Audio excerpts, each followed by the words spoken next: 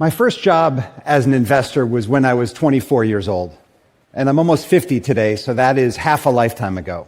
Now, at this company, ownership among the employees extended from the very top position, the CEO, to some mid-level roles like assistant treasurer.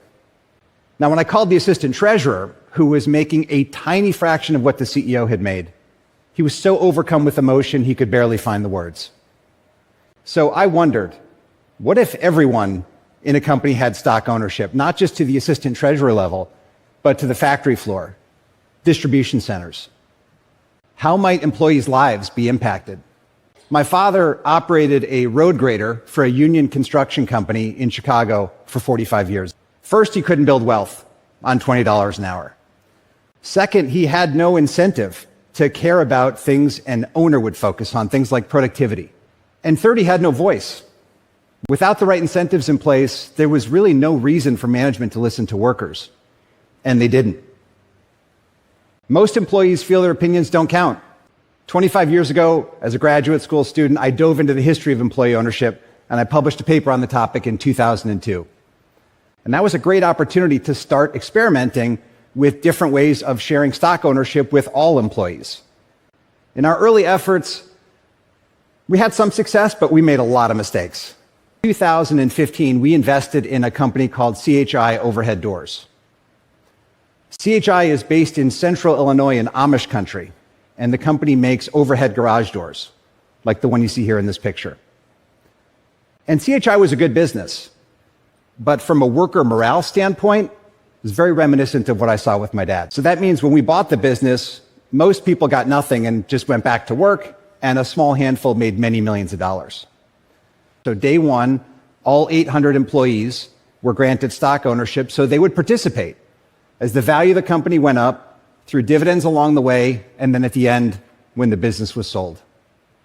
But this was about much more than just stock ownership. And they came up with the ideas, they decided where the money went. We found this was a great way to engage with employees because not only were you giving them a voice, but they could see their voice physically manifested in the workplace. And I want to be very clear, all of this benefited the company too. We became more responsive to customer demands, and we gained market share as a result. And to put that in perspective, this was the single best investment for us at KKR since the 1980s. We told them their jobs were safe, and it was time for each of them to learn what they had earned from their ownership. Without ownership, it is a job. You clock in, you clock out, you go home. When you have ownership in the business, it changes everything.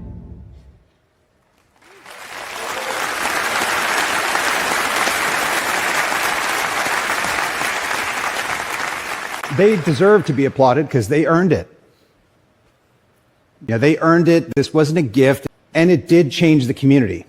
$340 million of wealth was injected into the community, and it's forever changed. So just imagine how different would the economy be if every company operated in this way and included all employees in decision-making and in wealth creation.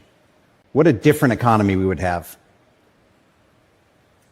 And we decided to start a nonprofit called Ownership Works, whose mission is to ignite a movement around employee ownership and to help CEOs and companies who want to go on this journey because it is not easy.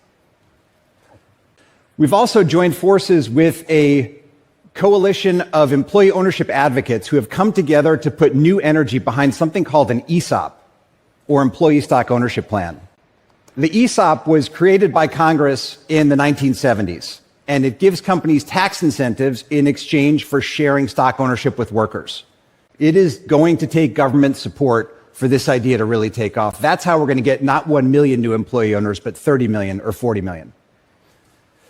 When I talk about this idea and my passion for it, I always get the same question. Thank you.